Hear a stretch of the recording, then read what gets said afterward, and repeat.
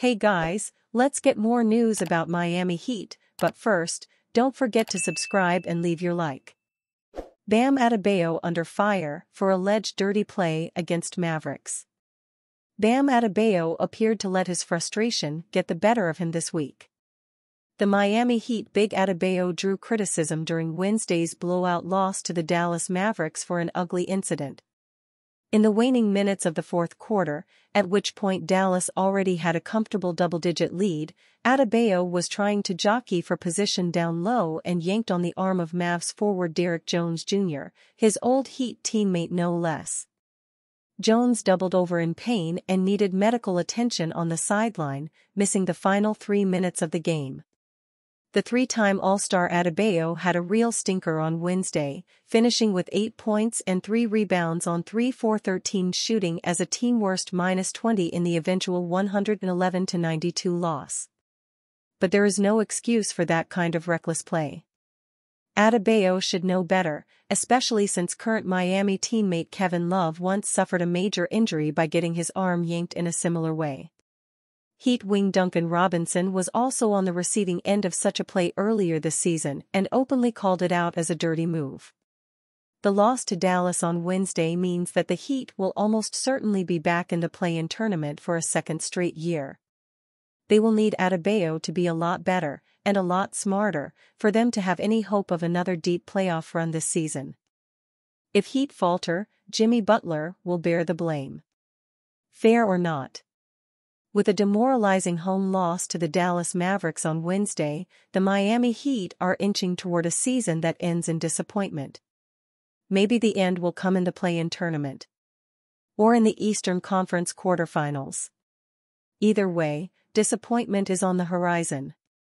And when that day comes, Jimmy Butler will bear the blame for the 2023-24 Heat's demise. He deserves some blame. No denying that after he's failed to play at a high level consistently.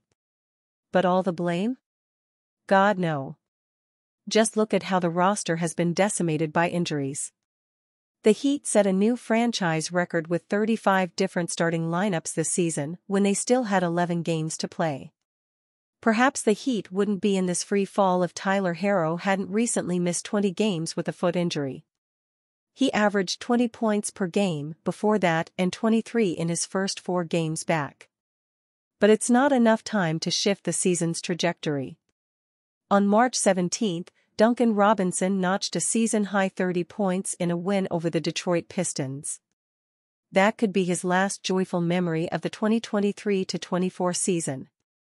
During that game, he suffered a back injury that left him mannequin stiff the following day. He went on to miss 5 games, then returned for 5, but struggled and is now on the sidelines with no return in sight. Terry Rozier, meanwhile, recently suffered a neck injury that Heat head coach Erik Spoelstra labeled as jacked up. Even if he returns, he may not be at 100%, and those dazzling, toe-tap step-back three-pointers and 20-plus performances could suffer as a result of it. And then there are the less significant, but still impactful injuries like the heel injury that sidelined Kevin Love for 16 games and Josh Richardson's season-ending shoulder surgery from early March. Richardson averaged 9.9 points and a 34.7% clip from 3. His replacement Patty Mills has yet to net 9 points in back-to-back games and averaged a 22% clip from 3. Injuries happen, but this is a comical and costly amount. That's because it forces players to perform beyond what they're capable of. Take Bam Adebayo for example. Adebayo is averaging 19.3 points and 10.5 rebounds, 1.3 more than last year. Furthermore, he has the 5th best odds to win an NBA Defensive Player of the Year, according to Vegas Insider. That says bona fide big man, not season-deterring disappointment. But with injuries and Butler's inability to morph into playoff Jimmy, fans may be tempted to blame him for not being a top-flight scorer while also providing his typical world-class defense. A similar concept applies to role players like Nikola Jovic, Caleb Martin, and Jamie Jaquez Jr. If they performed better, would the Heat have a better record? Duh. but over the course of this season, they have been far from disastrous. Plus, they're making a combined $12.6 million, which is 28% of what Butler makes this year. That's why Butler's performance in Wednesday night's loss was so frustrating. In a home game with massive playoff implications, Butler had a floor-high 5 turnovers and a paltry 12 points overall, including just 2 in the fourth quarter. Heat's Tyler Herro details tricky foot injury recovery. The Miami Heat beat the Atlanta Hawks Tuesday night, 117-111, off the back of an exceptional performance from Tyler Herro, who is still in the midst of returning from a nagging foot injury that made him miss 20 games. However, he would start for the first time since the absence and lead the team with 33 points as himself and Heat head coach Erik Spoelstra talk about his recovery. Besides the 33 points, the one key statistic that is eye-opening is that he played 48 minutes as the game took 2 overtime periods on top of regulation to decide a winner. However, there is no time for rest as the Heat play again Wednesday night against the Dallas Mavericks, as even Herro had some doubt about playing then since the team is cautious about back-to-backs, according to Anthony Chang of the Miami Herald. "I'm hoping I feel up to playing tomorrow," Herro said. "I know they didn't want me to play back-to-backs, but I'm open to it. So I just got to see how I feel tomorrow." Herro didn't start the first 2 games back from injury, but with starting point guard Terry Rozier missing Tuesday with a neck injury, he filled in nicely.